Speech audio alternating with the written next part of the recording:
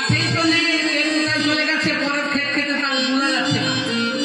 হরিব নবলক্ষ ধেনু, হরিব হরিব। একটা বড় টুকি তাল গাইব, তাল মায়েরা গাইব নাকি? কি তাল গাইব? বড় বড় তাল গাইব? কেউ কোনো কথাই বলে না। ওরা মনে করছে ঝামেলা, বাড়িতে তাল আনলেই ঝামেলা। ঝামেলা না, তাল নিয়েছে, সর্ষের তেল নিয়ে আয়, চালের আটা নিয়ে আয়, গুড় নিয়ে আয়, অমুক নিয়ে আয়, টমুক নিয়ে আয়, ঝামেলা। তো তাল না আনায় ভালো, কিন্তু খেতে যে ভালো, লোভ লাগে তো। ঝামেলা যেমন, খেতে তো ভালো। আচ্ছা, ছোট্ট করে আতে কিবা সবে কহে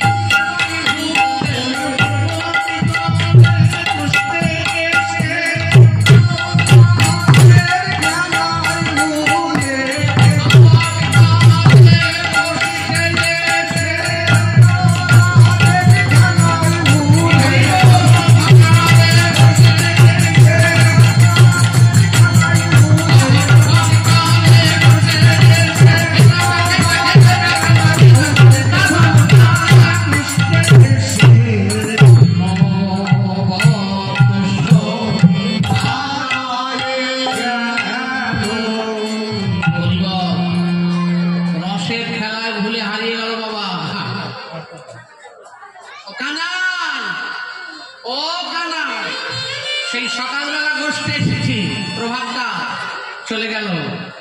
মানে প্রভাতকাল মানে বাল্যকাল চলে গেল। দুই প্রহর কাল এসেছিল, তাও চলে গেল, মানে যৌবনকাল। এখন সন্ধ্যাকাল, সব হারিয়ে গেল। কি করে হারালো? না রসের খেলায় ভুলে। কি বাবা, খেলার মধ্যে রস, ভালো করে শুনুন, খেলার মধ্যে যদি রস না থাকে খেলা ভালো লাগবে না। খেলা খেলতেও ভালো লাগবে না, খেলা দেখতেও ভালো লাগবে না।